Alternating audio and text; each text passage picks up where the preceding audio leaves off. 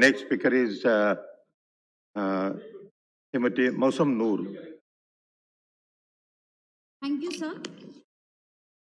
I rise today to oppose the Chartered Accounts, Cost and Works Accounts and Company Secretaries Amendment Bill. And I'd like to thank my party for giving me an opportunity to speak on this important bill.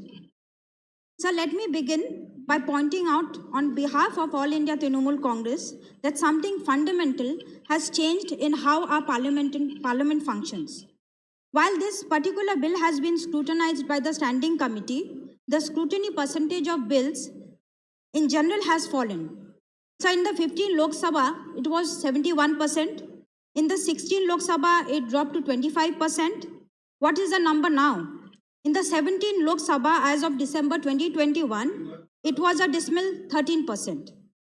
So my question is the government taking the parliament for granted?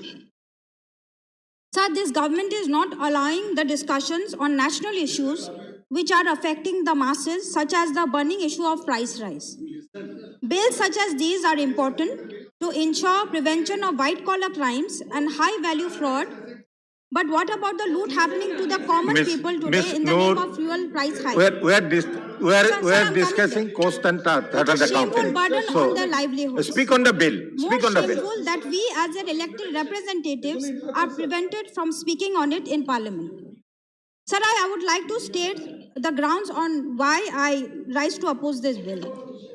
So number one, this amendment bill proposes a radical change in the composition of the bodies which regulate the functioning of important members of the financial sector. This bill proposes the presiding officer of disciplinary boards formed be a government nominee and not a member of the institutes.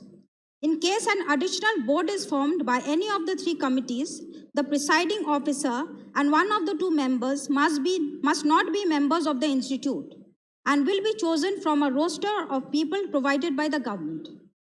So not only does this allow for non-sector experts to influence the functioning of an industry-specific institute, but also gives the union government the power to interfere in the matters of a trade body. This is in direct contradiction to one of the government's favorite achievements, ease of doing business. What happened to the 2014 promise of minimum government and maximum governance? The inclusion of non-domain experts into the body and as the president is detrimental to both quality and morale.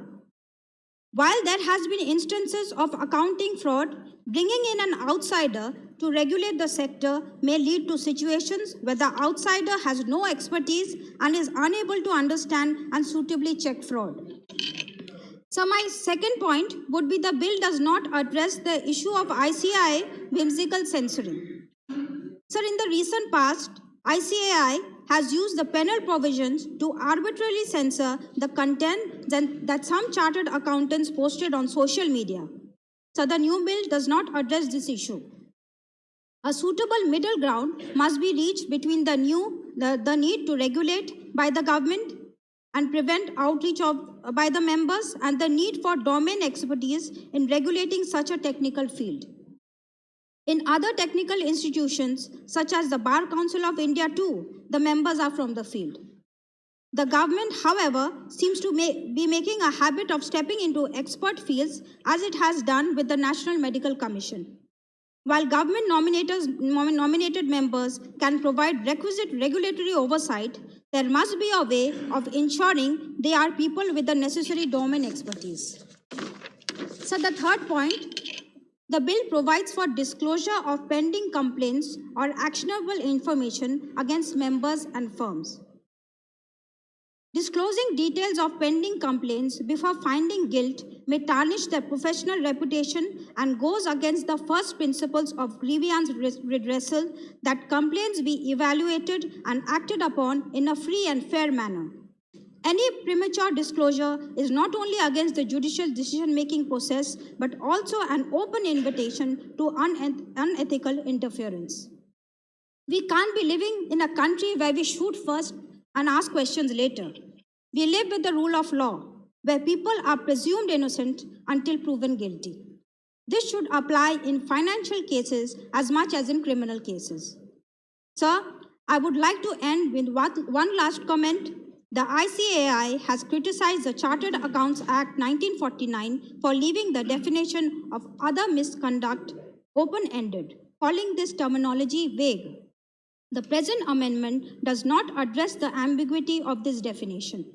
If anything, the proposed changes widen the scope of said ambiguity, as any matter could easily be categorized as misconduct, and now the government's nominees are in the body to nudge it towards taking this interpretation. The absence of clearly defined parameters, coupled with the government's presence within the institute, could set a dangerous precedent for obscure and intrusive functioning. Sir, I conclude by asking the Centre what really is the policy? Minimum government and maximum governance, or maximum government and zero governance? Thank you, sir. Thank you. The next speaker is Sri P. Wilson. Thank you, Chairman, sir. Sir, I first of all thank that the bill is debated